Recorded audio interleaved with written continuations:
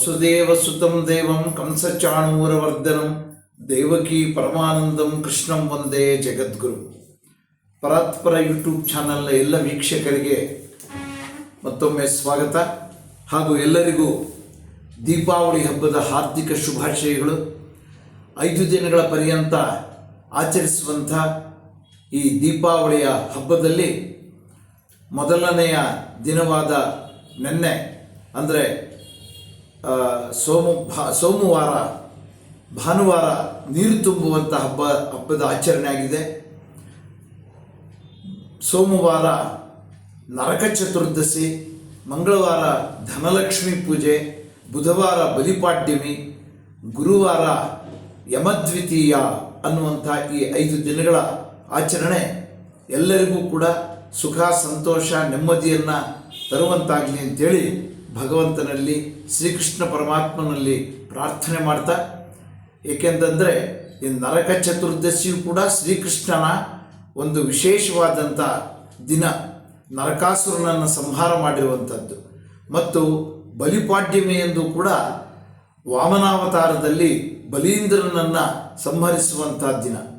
ಹಾಗಾಗಿ ಈ ದೀಪಾವಳಿ ಎಲ್ಲರಿಗೂ ಸುಖ ಸಂತೋಷವನ್ನು ತರಲಿ ಅಂತೇಳಿ ಶ್ರೀಕೃಷ್ಣ ಪರಮಾತ್ಮನಲ್ಲಿ ಪ್ರಾರ್ಥನೆ ಮಾಡ್ತಾ, ಹಿಂದಿನ ವಿಡಿಯೋದಲ್ಲಿ ಅರ್ಜುನ ಶ್ರೀಕೃಷ್ಣನನ್ನು ಯಾರು ಯೋಗವನ್ನು ಸಂಪೂರ್ಣವಾಗಿ ತಲುಪೋದಕ್ಕೆ ಸಾಧ್ಯ ಆಗಲ್ವೋ, ಅಪೂರ್ಣವಾಗಿ ಅದನ್ನು ಮಾಡಿ ಅವರು ಕೈ ಬಿಟ್ಟು ಬಿಡ್ತಾರೆ, ಅವರಿಗೆ ಅಂಥ ಒಂದು ಸಂದರ್ಭದಲ್ಲಿ ಆ ರೀತಿ ಆದಾಗ ಅವರ ಪಾಡೇನು, ಅವರ ಪರಿಸ್ಥಿತಿ ಏನು, ಅಂಥವರಿಗೆ ಯಾವ ಮಾರ್ಗವನ್ನು ತೋರಿಸ್ತೀಯಾ ಅಂಥೇಳಿ ಶ್ರೀಕೃಷ್ಣನನ್ನು ಕೇಳಿದಾಗ ಶ್ರೀಕೃಷ್ಣ ಅದಕ್ಕೆ ಸೂಕ್ತವಾದಂಥ ಉತ್ತರವನ್ನು ಕೊಡುವಂಥದ್ದು 40 ಮತ್ತು 41ನೇ ಶ್ಲೋಕಗಳಲ್ಲಿ ನಾವು ಕಾಣ್ತೀವಿ.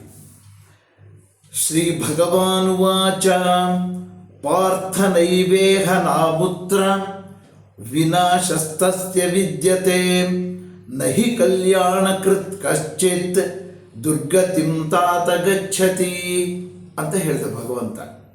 ಅಂದರೆ ಹೇ ಅರ್ಜುನ, ಯೋಗ ಭ್ರಷ್ಟನಿಗೆ ಅಂದರೆ ಯೋಗವನ್ನು ಪೂರ್ಣ ಪ್ರಮಾಣದಲ್ಲಿ ಪಡ್ಕೊಳ್ಳೋಕ್ಕೆ ಸಾಧ್ಯವಾಗದೇ ಇರುವವನಿಗೆ ಈ ಲೋಕದಲ್ಲಾಗಲಿ ಅಥವಾ ಪರಲೋಕದಲ್ಲೇ ಆಗಲಿ ಅವರಿಗೆ ನಾಶ ಅನ್ನೋದಿಲ್ಲ. ಯಾಕೆ ಅಂತಂದರೆ ಒಳ್ಳೆಯದನ್ನು ಮಾಡುವಂಥ ಪ್ರಯತ್ನ ಮಾಡುವವನು ಎಂದಿಗೂ ಕೂಡ ದುರ್ಗತಿಯನ್ನು ಹೊಂದುವುದಿಲ್ಲ. ಭಗವಂತನ ಕಡೆಗೆ ಹೋಗುವಂಥ ಪ್ರಯತ್ನ ಮಾಡಿದರೂ ಕೂಡ ಅವನಿಗೆ ನಾಶ ಇಲ್ಲ.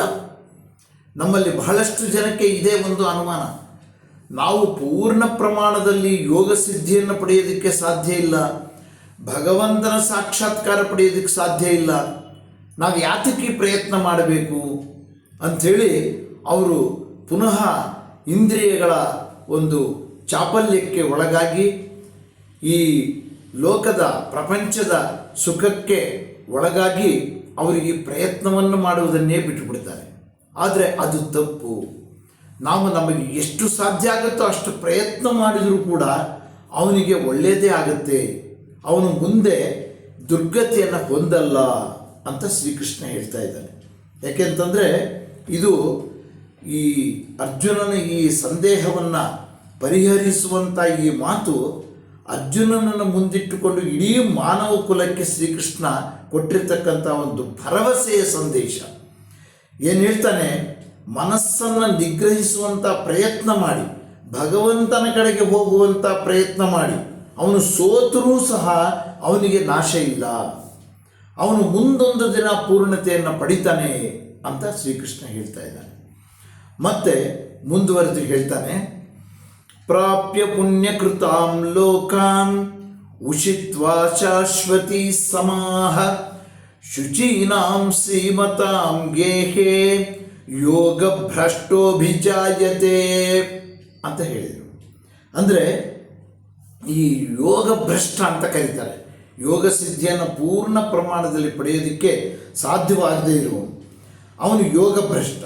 ಅವನು ಸತ್ತ ನಂತರ ಪುಣ್ಯವಂತರಿಗೆ ಯೋಗ್ಯವಾದಂಥ ಲೋಕಗಳಲ್ಲಿ ಅನೇಕ ವರ್ಷಗಳ ಕಾಲ ಅವನಿಗೆ ಸುಖವನ್ನು ಅನುಭವಿಸಿ ಅವನು ಸದಾಚಾರನಾಗಿ ಅವನ ನಂತರ ಒಬ್ಬ ಶ್ರೀಮಂತರ ಮನೆಯಲ್ಲಿ ಅಥವಾ ಸದಾಚಾರ ತತ್ಪರರಾದಂಥವರ ಮನೆಯಲ್ಲಿ ಹುಟ್ಟುತ್ತಾನೆ ಅಂತ ಶ್ರೀಕೃಷ್ಣ ಹೇಳ್ತಾ ಇದ್ದಾನೆ. ಅಂದರೆ ಯೋಗದಿಂದ ಅವನು ಈ ಜನ್ಮದಲ್ಲಿ ಚ್ಯುತನಾದರೂ ಪರವಾಗಿಲ್ಲ, ಅದರಲ್ಲಿ ಅವನು ವಿಫಲನಾದರೂ ಪರವಾಗಿಲ್ಲ, ಅವನು ಸತ್ತ ನಂತರ ಅವನಿಗೆ ಒಳ್ಳೆಯ ಸ್ಥಾನ ಸಿಗುತ್ತೆ. ಅವನನ್ನೇನು ಭಗವಂತ ನರಕಕ್ಕೆ ತಳ್ಳೋದಿಲ್ಲ. ಅವನು ಮಾಡಿದಂಥ ಪ್ರಯತ್ನಕ್ಕೆ ಮೆಚ್ಚಿ ಅವನಿಗೆ ಸೂಕ್ತವಾದ ಲೋಕಗಳಲ್ಲಿ ಅವನ ಬಯಕೆಗಳನ್ನು ಪೂರೈಸಿ ಮುಂದೆ ಅವನು ಉನ್ನತವಾದಂಥ ಮನೆಯಲ್ಲಿ ಸದಾಚಾರರು ಶ್ರೀಮಂತರು ಆಗಿರುವಂಥವ್ರ ಮನೆಯಲ್ಲಿ ಅವನು ಹುಟ್ಟುತ್ತಾನೆ. ಶ್ರೀಮಂತರು ಅಂತ ಯಾಕೆ ಇಲ್ಲಿ ಹೇಳೋದು ಅಂದರೆ, ಶ್ರೀಮಂತರ ಮನೆಯಲ್ಲಿ ಹುಟ್ಟಿದರೆ ಅವನು ತನ್ನ ಮುಂದಿನ ಯೋಗ ಶಕ್ತಿಯ ಪ್ರಯತ್ನಕ್ಕೆ ಅವನಿಗೆ ಅನುಕೂಲವಾದಂಥ ವಾತಾವರಣ ಇರುತ್ತೆ.